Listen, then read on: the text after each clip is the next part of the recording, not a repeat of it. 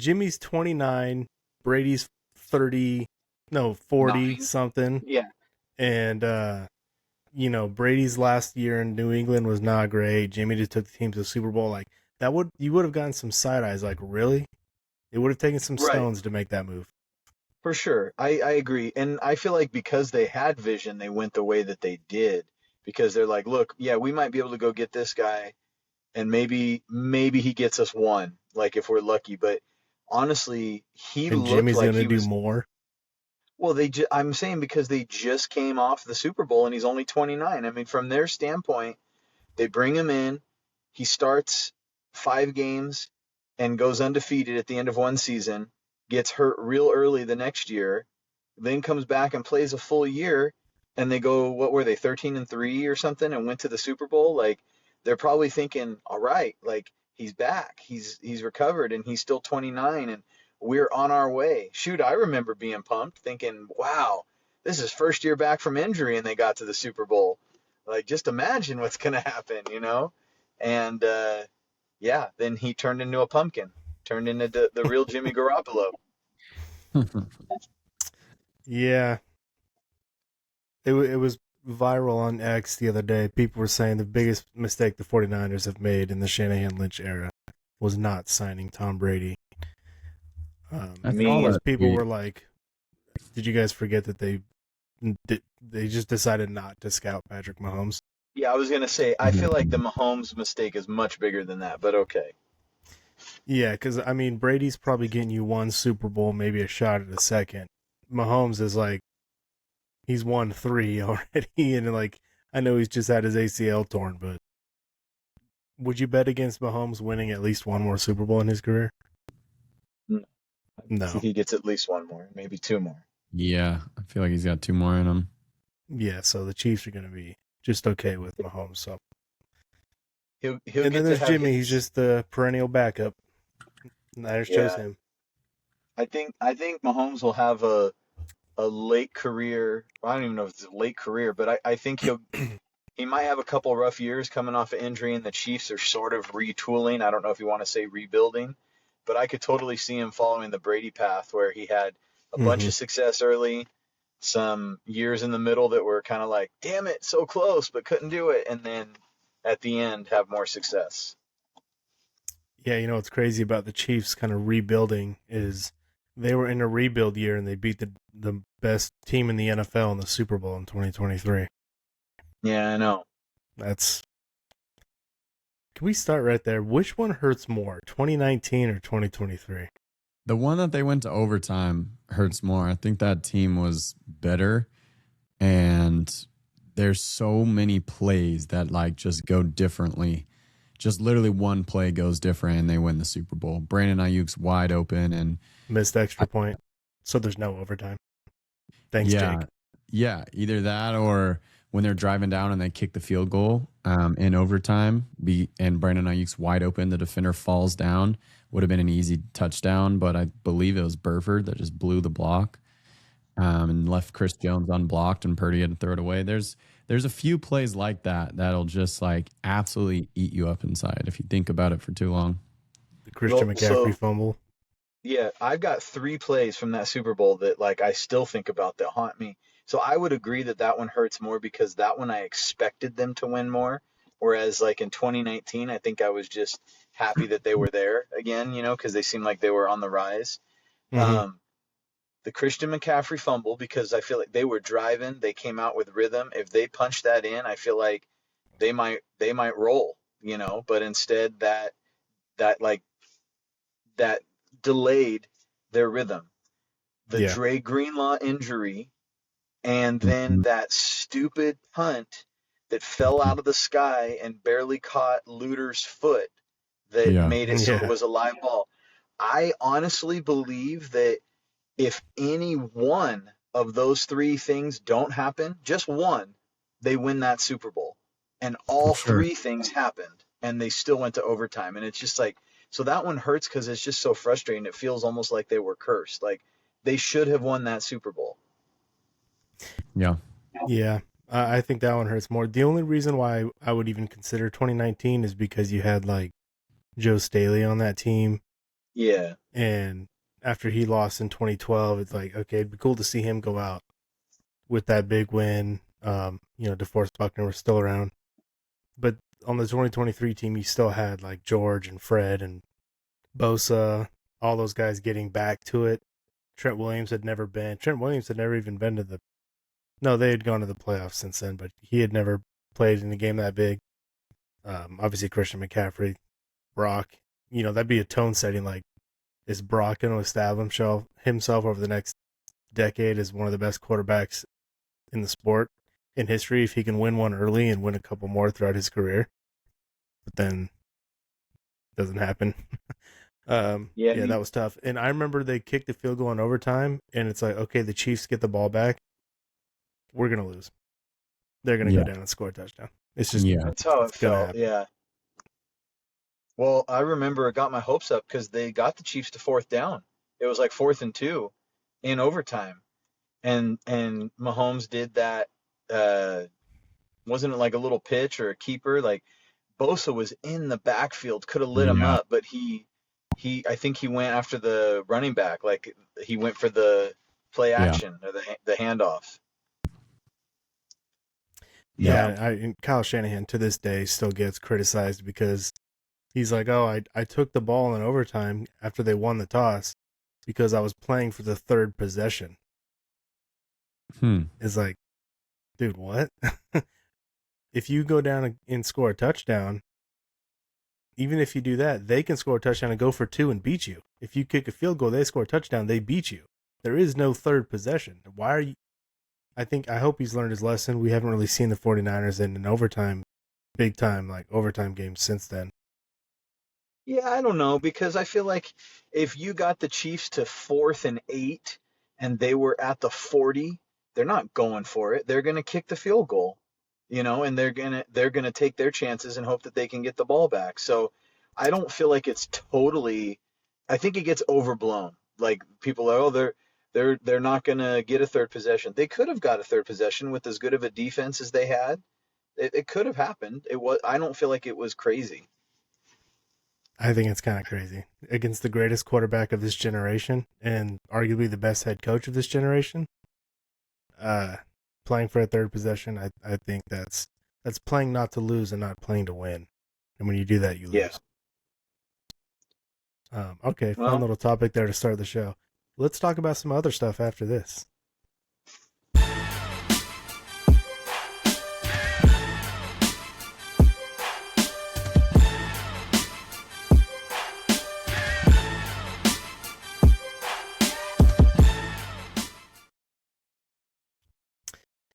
Actually, not a very fun topic to talk about because it's just pain and misery. Watching the Niners play in the Super Bowl for the last decade and a half. In other news, the 49ers have hired a defensive coordinator. Who? Two-time Super Bowl winning defensive coordinator, Raheem Morris, former head coach of the Falcons last year. What do you guys think of the hire? If you were to give it like a letter grade like you were in school, what would you give it? I'm glad you asked because I was thinking about what letter grade I wanted to give it. I'm going to give it a B plus. I like it, and I like it a lot. I don't love it. Jim Schwartz would have been the grand slam, but I think this is like a two-run home run. I definitely, I got a lot of metaphors. I've been thinking about it.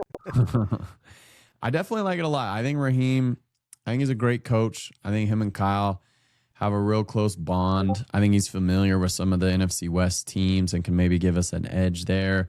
I think he's a very versatile defensive coordinator.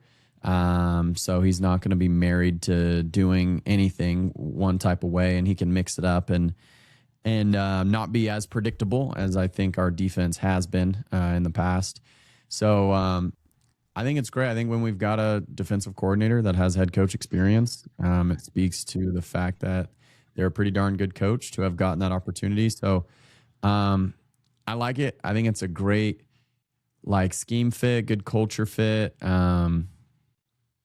It's obviously Kyle trusts him a lot. So I like it. B plus. What about you, Steven? so it's funny because I'm probably not as like big of a Raheem Morris guy. Like it's not like, oh, I've watched his career and he's so good, and like, I didn't feel like super strongly about bringing in Raheem Morris like I did last year about bringing back Robert Saleh. Of course, I had familiarity as a Niner fan, but I do know Raheem Morris is a good coach, at least as a defensive coordinator. I know that he's got pedigree, he's got connections with Kyle. So I feel like it makes all the sense in the world. So even though I'm not like, super excited about Raheem for reasons that like I've been following him the whole time, I'm going to give him an A because I do Wow. think they went and got the best available guy. And Yeah. I don't know that Schwartz was really an option. I think they would have had to come up with some sort of compensation or do like the creative title, like you were saying, Ryan, in the text or whatever, assistant head coach. So I don't really know that Schwartz is an option for them. And I don't know who else is out there that's gettable that I would say I would want ahead of Raheem Morris. I mean, I kind of like Brian Flores, but he re-upped with the Vikings, and I don't know that he would have been a better fit for the Niners or their players, but it seems like wherever he goes, he has good defenses, and they seem well coached and disciplined. But I feel like Raheem Morris is the same. So like I'm I'm happy with it. I feel like it's a much more inspiring hire than they've had um, you know, for for these high profile positions when they're bringing in somebody from the outside. Because I really think of Sala as like an internal guy that came back, and D'Amico was an internal guy. Those guys were awesome. We were excited about it. But other times that they're bringing in folks, I just don't feel like it's as exciting as Raheem Morris. Gets you excited. Yeah, Brian Flores would not work here. You'd have to give him 2 years to totally rebuild the defense. He schematically is not at all what the 49ers want to do. I would probably agree with Chasen on the letter grade. I think a B plus. Jim Schwartz was the best option, but he's, to your point, Steven, he's not available as of today. At least he's still under contract with the Browns. They would have had to have paid the Browns, traded with the Browns. It's just eventually he's probably going to force his way out, but as of right now, he's not available. So I do think Raheem Morris was the best available. I do wish the Niners had just interviewed some more people. I think there's good information to be gleaned from people that you interview with because you ask them, what weaknesses do you see? What personnel do you like? Do you not like? What would you change? And you can just gather information on how the rest of the league sees your team. And they didn't really do that. They interviewed Raheem Morris, who they're familiar with, Joe Woods, who they're familiar with, and Gus Bradley, who was already there. So they didn't bring in anybody like outside of Shanahan's like buddies to just kind of give their opinion. Other than Yeah. that, it's hard to criticize. Like Raheem Morris isn't getting a head coaching job anytime soon. So unless he's awful and Kyle just has to fire him, he's going to be around for a little while. I also do like that, like Jason said, he's a little more versatile than some other defensive coordinators we've had. Sala was good, but he just kind of ran the same thing. And D'Amico just kind of copied Sala and added to it a little bit. But Raheem can play 3-4, can coach 3-4, he can coach 4-3, and he can coach the wide nine. And that's what I think the Niners need on defense is more versatility. Do they have the personnel on the back end, the secondary, to go with what Raheem Morris wants to do? I don't know. The Niners need some big-time help at safety and probably some more depth at corner, more linebackers. I do want to do like a roster review with you guys and kind of take the state of the roster. Not tonight, but ultimately I like the hire. I think it's a good hire, not a great hire, but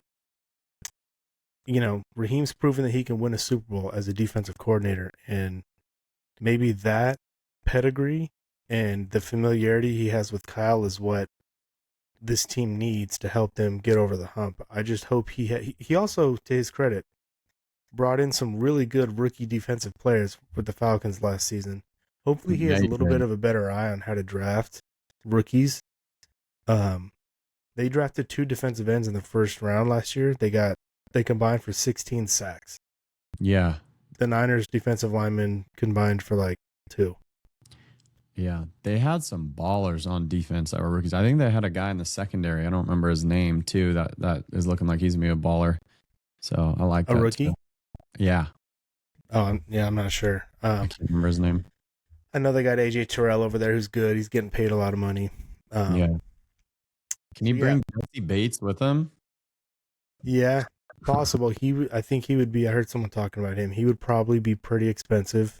Yeah. He's still good. He's a little older, but he's still a really Yeah. good player. I do I've wonder liked what. him for a long time. I think he's a stud, but yeah, he's probably getting older at this point. But I think he's been like criminally underrated because he didn't get a ton of recognition on the Bengals. It's not like the Falcons are a big franchise, but I think he's been like a top 3 safety in the league for like the last 5 years. But sorry, I cut you off. Go ahead. No, no, that's fine. So, yeah, I mean, Jesse Bates would be going toward his third or fourth team, however many teams he's been on now. That's usually not when you want to give a player a big time contract, especially when it's a player like safety where you need high end athleticism. Yeah. So I'm pleased with the Is he- hire. Honestly, I'm just glad it's not Gus. Is he a free agent, Bates, or is he? You think he's going to be a cap casualty? Um, Good question. I thought he was going to be a free agent. Google thinks I'm asking if Jesse Bates is a free safety, but I'm not. No, he's in the final year of his 4-year, $64 million deal. So yeah, final year of his contract. So He's slated to earn $13 million. that sounds like a. How old is he? That sounds like it could be a cap casualty. Yeah. I doubt he's going to want to play out the last year of his deal and then hit free agency. Younger than I thought. Younger than me. He's 28. Okay. Yeah, I mean, you give a player like that, he's probably going to want another at least 3 or 4 year contract, which takes him into his early 30s. Mhm. I hesitate to give players a third contract unless you play like quarterback, kicker, punter, tackle, players that need explosion, wide receiver, running back, corner, safety. I don't want to give you a third contract, even if you're still like elite. If you're like 28, 29, that's the Bill Belichick trade you a year early rather than a year late. Frankly, that's what the Niners should have done with Brandon Ayuk. It's, hindsight's 2020 on that one, but I mean, Nick Bosa, third ACL tear in his career. He's 29. Whoa. You come back and have a big year next year. Like, he might be due for another contract soon. I would not pay that. Whoa. It's so funny that you said that because I thought the one exception to your rule is a pass rusher. Like they do require explosion, and those are guys that get big third contracts. And I would give guys big third contracts as a pass rusher because even though it's explosion, it feels like it's a different type of explosion where Yeah, definitely.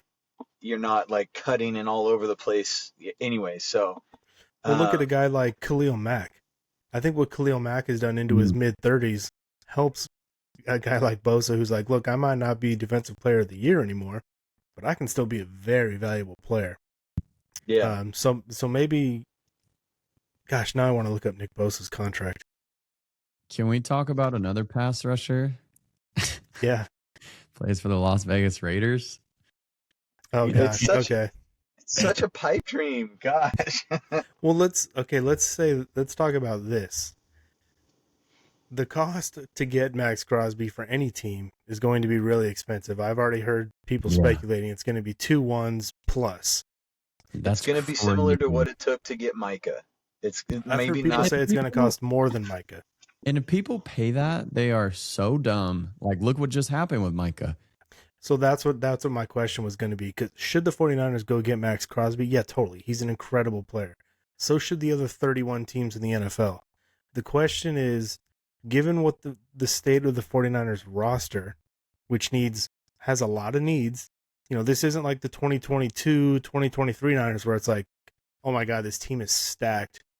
Let's go get Christian McCaffrey and try to send this thing over the top.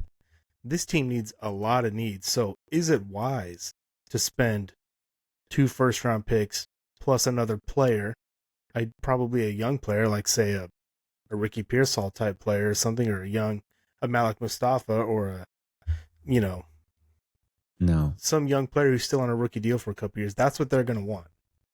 There's only one pass rusher in the league that would be worth that. Miles. He just won Defensive Player of the Year, and he's not going to be available for that. But that's the only pass rusher that I would give up a bounty for and be like, it's okay. Yeah, go ahead. He's worth it. See, I just don't think it's. I mean, even for like Myles Garrett, I would it's do like, it. do you feel like this team, if Myles Garrett was on this team last year, they win the Super Bowl? Man. Maybe. I don't think so. I I don't think so. don't know though. It helped the Okay. run game so much. Ryan, so you're asking the question like if it was the exact same season and you put in Myles Garrett? Probably not, because they probably don't have enough. But if you can tell me that we can have a healthy Nick and a healthy Fred, But I can't tell you that. No one can tell you that. you're Nick might right. never be the same. I think a healthy Miles, we beat the Seahawks and get the number 1 seed, and then we get the home field advantage throughout the playoffs. And See, it's I don't think so. I think with a healthy Myles Garrett, we don't lose 41-6. We lose 17-6.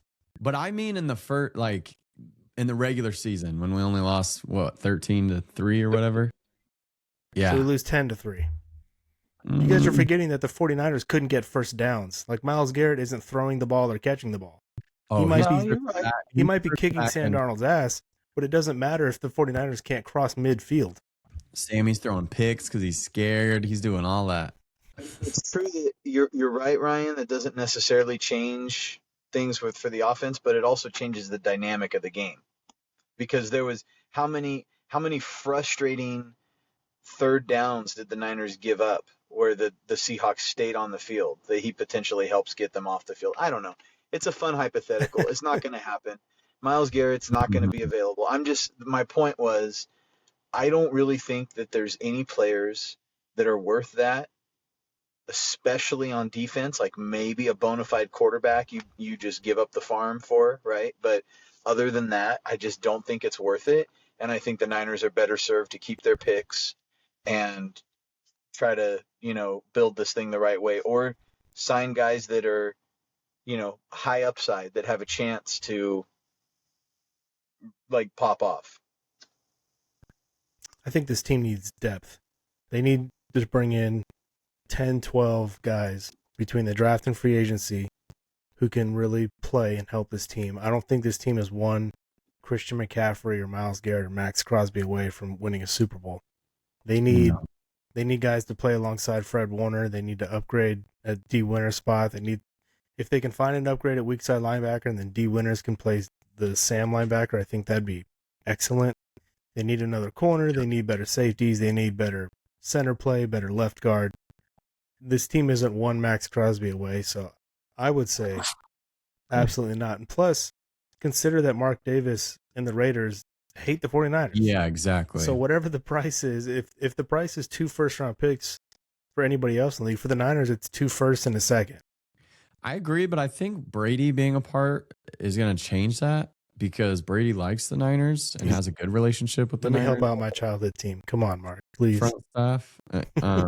No, I think I wouldn't want the Niners to give up all that for Max Crosby. Honestly, No, I wouldn't. and they won't. And so I feel like there are going to be teams that will give that up, that do feel like they're closer.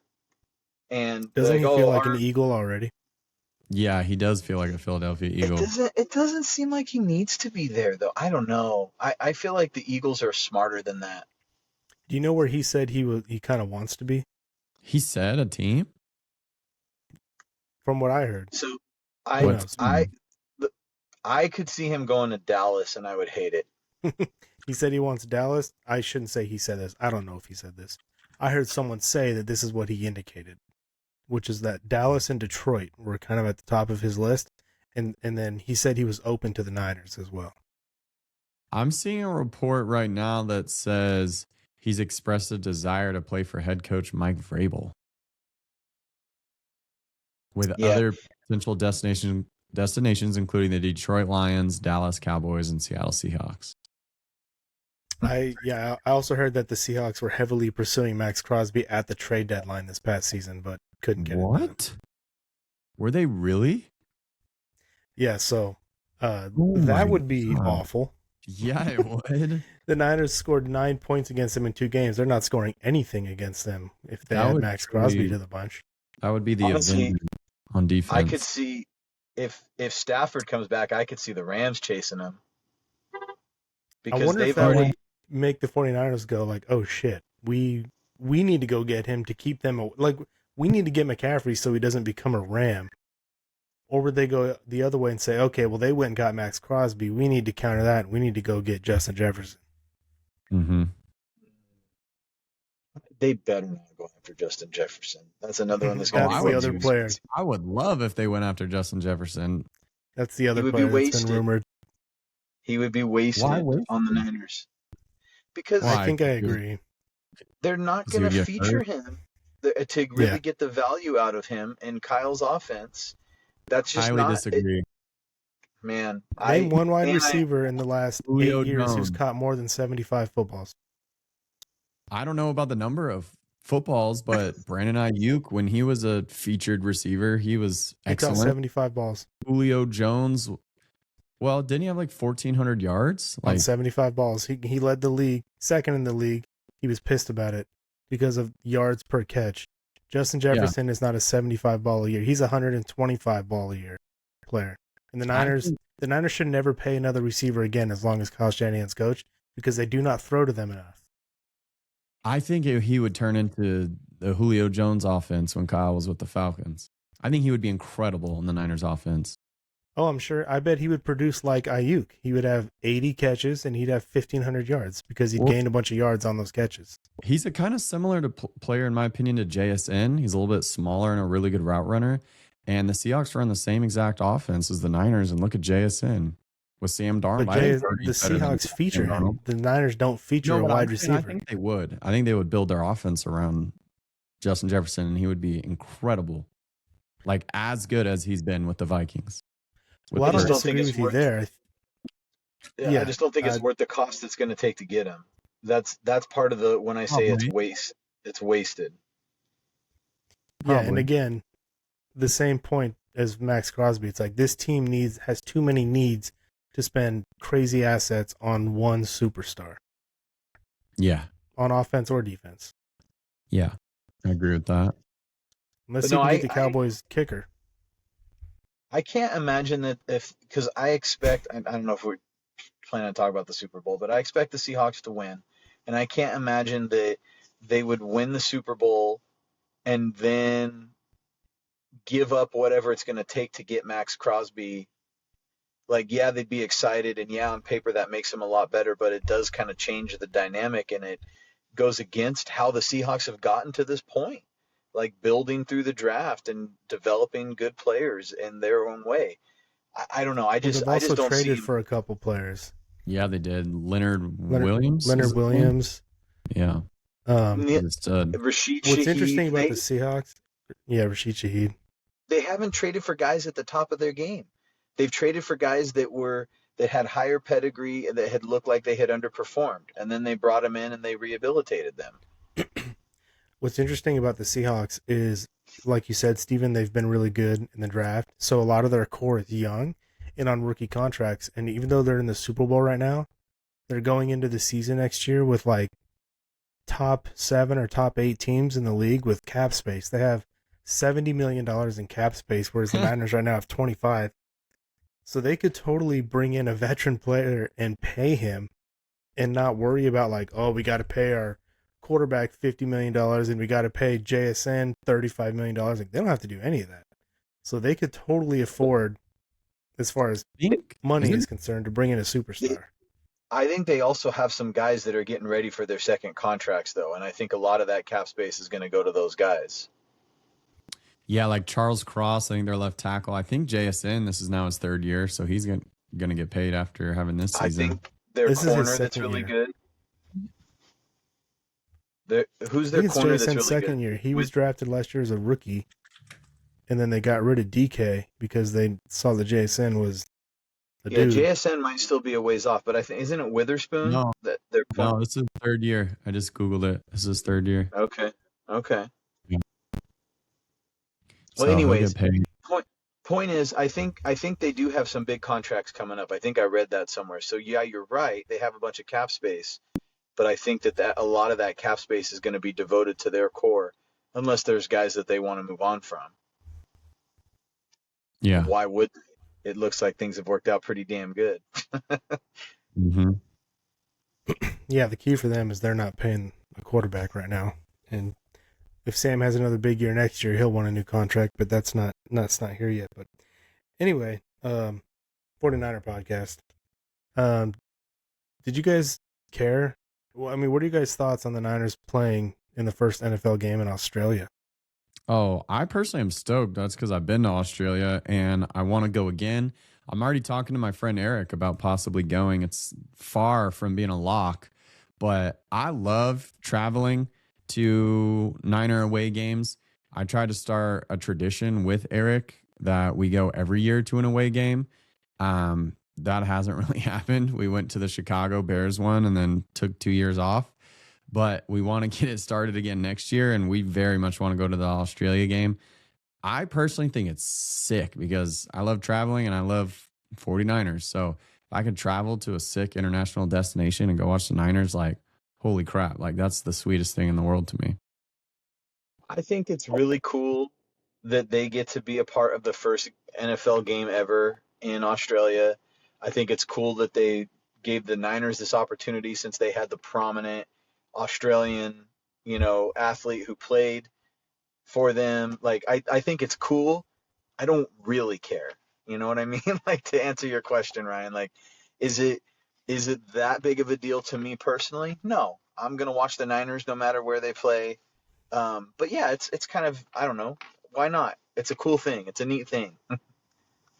I think it sucks. It All right. sucks because it takes a home game away from the 49ers. I know, from SoFi, I know. It also, one thing that is nice though is they're not the Rams. They're playing the Rams, and they're both California teams. So it's not like they're playing some like the Miami Dolphins, who have some like big travel advantage. The Rams and the Niners are both getting screwed as far as the travel is concerned. I haven't looked up the stadium that they're actually playing in. I wonder if it's outdoor or if it's a dome. Yeah, Um, pretty sure it is outdoor. Okay. And I do wonder, like, when they play in Europe, the games on the West Coast time, they start at 6 a.m. And I'm an early riser already. A lot of the times I'm up at 6:30 or 7, so I'm watching those games when the matchups aren't awful. Australia kickoff, I mean, that could be like, I don't know, 3 in the morning or something. Like, I assume they'd have to play late in Australia. Or is it Yeah, the other way? I don't know which way it goes. Chasen probably does, since he's the one of us that has been to Australia and knows the time difference. But I would imagine that they'll just schedule it where it works both places. How? I feel like it'd be like, if you wanted to get it on at like 8 a.m. Pacific, you'd be like midnight Australia. I don't even know if they're ahead of us or behind us. I just looked it up. So it says the NFL game in Melbourne, Australia is expected to be scheduled for a Sunday afternoon local time, which translates to a Saturday night kickoff in U.S. time. So they'd be playing what I was. primetime Saturday night while we're watching in the morning. That's crazy. No, it's the other way No, around. opposite. They, We would be they watching will. Saturday night. Yeah, we will see it. It'll be happening live for us Saturday night. We'll be watching primetime, but the Oh, game Yeah. will be taking place Sunday morning for Australians that are there. So we'll be sitting there. It'll be nighttime, and we're watching a game happening in the daylight, and it'll be live for all of us. That's what I expected, because I thought Australia was like something crazy, like 17, 18 hours difference. Like, it's almost enough to be a whole Yeah. day. Yeah. According to what this says, it says the likely scenario is that we'll be getting it at 7 p.m. for us. But I don't know if that's Pacific or Eastern time, but it says it'll be 7 p.m. 7 p.m. Eastern time. So that would be 4 p.m. Pacific, okay. according to what Google's telling me. So I wonder, do you go early and try to acclimate to Australian time, or do you go late so when you're playing, it just feels like it's Saturday afternoon? I don't know. Hopefully what they will do, for both, I guess they can't do it for both teams. It seems to me what the ideal scenario would be is that you play Thursday night football the week before, so you get an extra long rest. You get like 10 days or 11 days before the next game, and then you have your bye week after the Australia game, so you can recover after all the travel. Yeah, it'll be interesting to see where on the schedule that falls. And yeah, what comes directly before and after that game for both teams. The other thing, it could be like last year. Didn't they play the first ever game in Brazil and it was week 1 or something like that? So Eagles, Packers.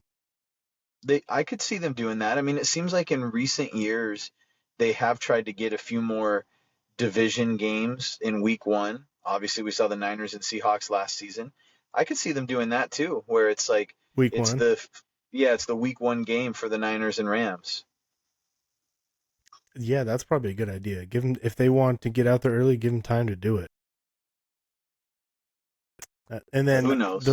I'm also hearing, and basically this is like, from what I've heard, it's guaranteed. They just haven't announced it. Is that the Niners will play a home game in Mexico City? Mm-hmm. Yeah, Jed's all about it apparently. Oh yeah. Well, do you remember that game a couple years ago against the Cardinals? Yeah, they loved him. I mean, that it was technically a Cardinal home game, and the whole stadium was just. I mean, they were saying like, this stadium is more in favor of and louder than any actual 49er home game. The international love for the Niners is like unreal. Like even especially in Mexico. In Mexico and Australia, even when I've traveled in Europe, I see Niners. I feel like I see more Niner jerseys than any other team, whether it's the Steelers, the Patriots, the Cowboys. Actually, it's like the Niners and Cowboys are probably the two I see the most. I think, well, I did see that Jed said they would give up a home game to play in Mexico City. So the Niners will be giving up technically one of each if they do that. But like you said, Ryan, it's they lose the friendly confines down there in Levi South. But well, I'm sure the LA Rams owner was like, yeah, if we're going to Australia, we want the Niners there. Yeah, I'm sick of seeing this stadium in red. But I mean, I'm probably reading a lot into the quote. I texted you guys about the quote earlier about the whoever the general manager is of like NFL Australia and New Zealand, but they said specifically in their quote the Niners are really popular in this market. So it's for them to say that, it's like I'm expecting that to be a Niner dominated stadium as well. Stan Kroenke's going to be sick when he flies all the way to Australia and looks around and he's like, it's still red. I cannot get away from these stupid fans. So yeah. I'm reading about the stadium right here. It says it's in Melbourne. It will be played at the iconic Melbourne Cricket Ground. So it's an outdoor cricket stadium, and the stadium has a capacity of over 100,000 spectators. Oh my gosh. That's going to be so sick. Yeah. Oh yeah. That's going to be, that atmosphere is going to be crazy. And if I want to go, if it is week 1 too, like the build up of all the off season, we haven't had football for 7 months. That's going to be a hell of an atmosphere. You guys want to go? A bunch of I'm gonna need to buy a lottery ticket moment? to make that trip. Yeah. Yeah. Yeah, I'm gonna need to buy a lottery ticket, and I'm gonna need a hit. Okay. If I do, we'll fly private to Aussie. Yeah, that would be a lot of fun. That would make it a lot cooler if it was like I attended the first ever game in Australia, NFL game, and my favorite team was there. My friend Eric really wants to go. He's been texting me all day about it. He's like, let's do it. So I don't know. We might do it. Well, when I get off this, when we're done with this, I'm just going to, for fun, I'm just going to look up flights to Australia just to gauge, like, what am I looking at? What do I need in the coin purse to make this happen? Speaking of, the 49er fan base being all over the world, the reason why that is because of the 80s and 90s dynasty. And right now they have the rise of the 49ers going on. I was asking Steven a little bit earlier. Jason, are you familiar with it? Have you watched it? I'm familiar with it, but I've not watched it. No. So I watched the first episode. It's on YouTube. I think I sent you guys the video of I was bottle feeding Noah last night, and we were watching it. Um, I think Steven, you'll enjoy it because you got to see a lot of it. At least the second half of the dynasty. The first half. What year were you born again? I was born in '83. I really became aware, like the first Super Bowl that I can really say that I remember was the one where they just absolutely destroyed the Broncos. Was that 89 or '89, yeah, '89. okay? So then you'll appreciate it because you've seen a lot of this stuff. But Chase and I think it's really valuable for you to watch, for me to watch, because we didn't see any of this. The last Niners Super Bowl that they won was '94. I was 3. I don't remember any of it. Obviously, I don't have any memories from that age. And so to go back and watch and to really learn and understand the history of the 49ers and why they are who they are, because prior to 1980, 1979, 1980, they were kind of starting to turn things around, but they were still a bad team. And they had been a bad team for a long time. And they had had a couple of years here and there where it's like, well, maybe they can be something, but they would just fall as soon as they got to the playoffs, and they kind of go over that history. It's really cool to see what made this franchise so great, why the fan base is so big, and why this sport or why this franchise is so important to the NFL and to just American sports and why they're the brand that they are. It's really cool to see, and it's also fun to compare the modern day NFL of why the Niners have not gotten it done in the last decade and a half and why they went 5-0 in the big game prior to this, and to kind of see the different mentality of the coaches and the players and the different sport, the different way you build the rosters. And you just, it's really valuable for someone who's a Niner fan who is too young to remember those days. Well, it's awesome. I'm obviously a huge Niner honk, right? And I can't wait to watch it. But one of the dirty little secrets, if you want to call it that, for why they were so good is because there wasn't a salary cap. And Oh, Eddie it's no came in. secret. Yeah, well, I know it's an open secret, right? But Eddie came in and he was like, I'm going to do everything top of the line. I want my guys to be, treated like, you know, classy, and I'm going to pay them well. And you're right. It had a huge impact on sports, like far ranging beyond just football. And I think it's an impact for the good, obviously for players. But yeah, I mean, when you're doing that and you're kind of the first to be like, I don't care about cost. I just want to win. And you have a bunch of other guys that are like, oh, we're trying to make this a profitable business, you know? Yeah. Uh, so it's great. It's wonderful, but it's like, they can't do that anymore. And it is harder. Um, yeah, it was so awesome being a young Niners fan at that time because I just expected them to win always. Like, it was more than just you wanted them to win or you hoped. It was like they're gonna win. They're gonna win the Super Bowl. Every year you thought they were gonna win the Super Bowl, and it was an awesome feeling. What was really interesting too is if you remember the 2019 Niner team when they were in the Super Bowl, they drew a lot of comparisons to the 1981 team that won their first Super Bowl because Shanahan was in his third year along with Bill Walsh. The Niners, Shanahan took 2 years of crap to build a Super Bowl contender, just like Bill Walsh did. And they both went 13-3 in the regular season that year. Of course, the catch against the Cowboys in the 1980 or 1981 NFC Championship game. It was really interesting watching that team be built because it felt so familiar to that 2019 team. Um, the biggest difference, obviously, Bill Walsh was able to just to get over that hump, and who'd they beat in the Super Bowl? Oh, the Bengals. Yeah. And yeah, Bill Walsh got revenge on the team that he was coaching for. They go over that too, kind of the rise of Bill Walsh and how the Bengals head coach at the time, when he was the offensive coordinator, was telling people like, dude, this Bill Walsh guy is not good. He's not smart. Our offense is good because of me. He's not the guy you think.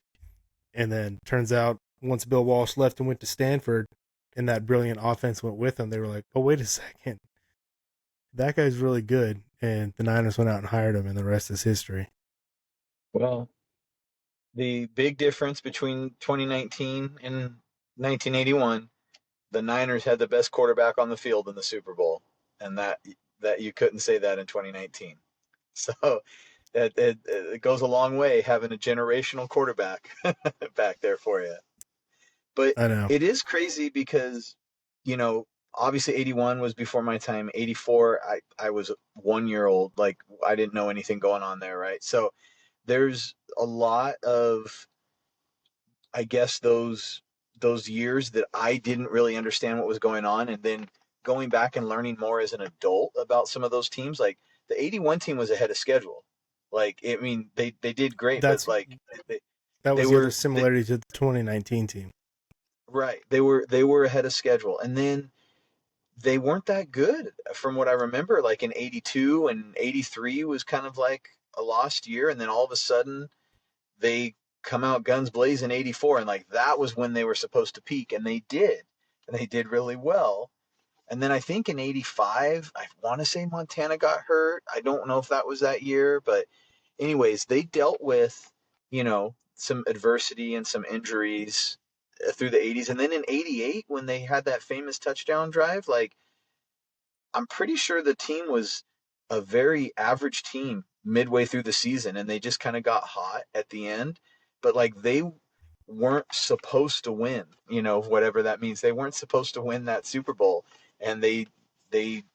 They got hot, and then they like peaked again in 89 and 90. They were so good. Like, they have some great teams that didn't win. Probably better teams than teams they had that did win, and it's just crazy how circumstantial things are. Is it the 1990 49er team that's like the criminally, like, that team was one of the best teams we've ever seen, and they should have won the Super Bowl, but they didn't. 1990, Is that right? Because they won 89, 88, 88, yeah, 89, and then it's like they should have three-peated because that 90 team was even better. 90. The 1990 team was awesome. Um, I don't know that the Niners defense was as good as the Giants defense, and the Giants ended up beating them. And so it would have been real interesting to see a Super Bowl between the Niners and the Bills, because the Giants beat the Bills by having this stifling defense and a, up and coming defensive coordinator named Bill Belichick that put together a really good game plan for Bill Parcells. I'm not saying the Niners Mm-hmm. couldn't have beat the Bills. The Niners definitely had more offensive firepower than what the Giants had, but that Niners team was awesome. I think they were 14-2, and the game where they lost to the Giants in the championship game, that's where Montana got hurt. That basically ended his Niners career. Also, um, Roger Craig had a critical fumble towards the end of the game that set up the game-winning field goal for the Giants. Like, they were up, and it's just really, really too bad, because I know the Chiefs got to the Super Bowl and had a chance at a three-peat, but I think that Niners team, had they got there, they would have done it. Like, yeah, I think that's the closest to ever having a three-peat. And Too bad. Montana, Yeah, if Montana doesn't get hurt, that maybe by itself changes it. But even if Montana did get hurt and Steve Young is there and Craig doesn't fumble, like, there's ifs and buts, I know, but like, it was right there. And that was my first. Sorry, I just keep talking. That was my first, no, like, it's fine. introduction to like heartbreak via football, Heartbreak. because I remember Yeah. I remember watching that game, and like I said, young Niner fan, expecting them to win. And it's like, what's happening? No, Joe Montana can't be hurt. How is that real?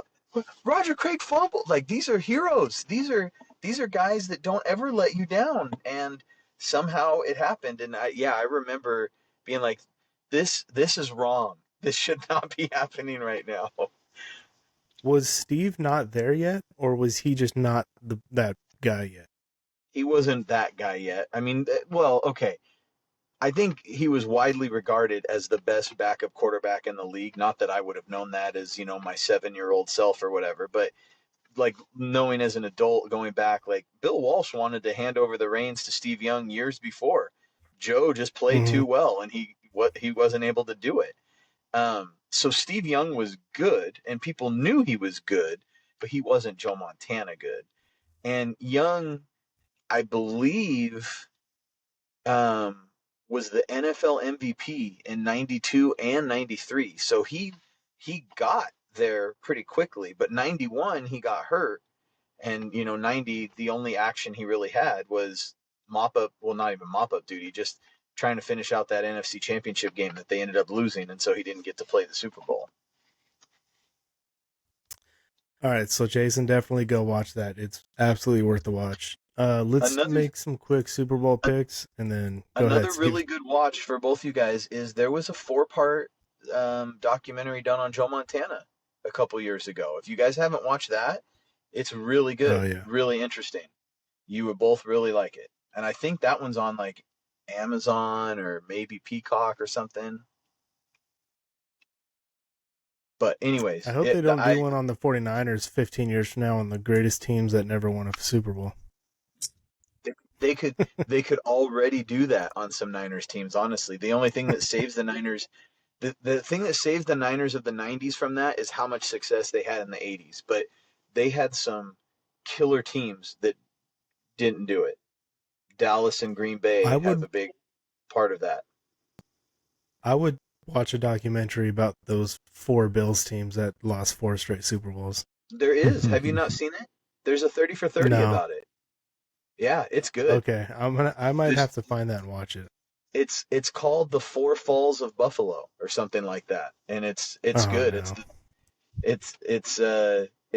Yeah. I mean, I love the 30 for 30 series, of course, and Jim Kelly is like prominently, involved, and yeah, I can't even imagine, man. Like that's so heartbreaking. 4 straight years of going to the Super Bowl and losing. It's crazy. Let's make picks. Speaking of Super Bowls, for the worst Super Bowl matchup of all time. The 49ers former backup quarterback leading the Seahawks to the Super Bowl, and the reincarnation of Tom Brady on the other side. Who do you guys think wins this matchup? Seahawks blow them out of the water. It's going to look similar to when they played the Broncos. My score prediction is 42-13. Oh my gosh. It's over by the middle of the second quarter. Mm-hmm. I also think the Seahawks are going to win convincingly. I mean, I've thought that the Seahawks are so good all year. I think the Patriots have gotten a little bit lucky with their like playoff stretch that they've had here. They haven't seen an animal like the Seahawks. I'm not quite as bad as Jason, but I think that I think the Patriots are going to have a real tough time scoring points against that Seahawks defense. So I'm going to say Seahawks. I'll say 31-13. Okay, better question. Would you rather see the Patriots go 2 up on the Niners for all-time Super Bowls, or the Seahawks win the Super Bowl in the Niners stadium? I'd rather the Patriots win. I will be rooting for the Patriots. I'm going to be rooting for the Seahawks. I do not want the Patriots to go 2 up on the Niners. Yeah. I don't can't care. decide if I'd rather be punched in the balls or punched in the face. I don't care that it's in Levi's. Like, the Niners aren't there. It's not their stadium that day. It's the Super Bowl stadium. Like, whatever. It's not a big deal to me. Yeah, and if you're not on social media, then it doesn't matter. It's for the fans that are on social media. They're the ones who have to deal with that pain because they're like, we won in your house. But if you're not on Twitter or whatever, then who cares? Yeah, I mean, I feel like I would say that's real cute. You guys, way to go. You got your second. Come talk to me when you have a whole fistful, like it's just. Yeah, and they'd remind you it's been 3 decades since your last. It goes back and forth. That's what they always do. It's like, were you even alive the last time? And of course you could say, well, yeah, actually I was. Yes, I was. I remember it's hard. Well. Yeah. A lot of Niner fans, obviously on social media, it's like they're younger. So it's like, no, I'm 25. I've only known pain, like Jason's generation. And mine too. I mean, I was 3 when they won in '94. It's not like I can claim that. I'll say the Seahawks win, but I just don't know that they're going to score as many points because I do think the Patriots have a good defense. I'll say they win like 24-13. I do see the Patriots struggling on offense. Yeah. We've all got the Patriots scoring 13 points. It's a lock. Yeah, That's how you know they're going to score like 40 or something. I was gonna say Stephon Diggs is going to have a career day. You only predicted one less Seahawks touchdown than me, Ryan. And I guess I only predicted 11 less points than Chasen, but I feel like 42 is a tall task. That's crazy. That's crazy. It's over before Bad Bunny hits the stage. All right, let's call it there. I'm going to go feed my son. All right. Later, guys. Go Niners. We'll talk later. Real See ya. quick. Congrats to Roger Craig. Like, we missed a big deal. He finally got in. That's huge. I didn't even know that. That's awesome. They announced the Hall of Fame class. Frank getting and if I don't no, not Frank. But yeah, Roger Craig waited a long time. I think he deserves it. He's the only running back that was on an all decades team, like the NFL does their all decades team. From the 70s, 80s, or 90s, he was the only running back that hadn't been elected to the Hall of Fame from any of those teams. So now he finally is there. I'm happy for him. Anyways, all right, well, I'm gonna go feed Noah, and we're gonna watch some highlights. Perfect. Later. All right, adios. See ya.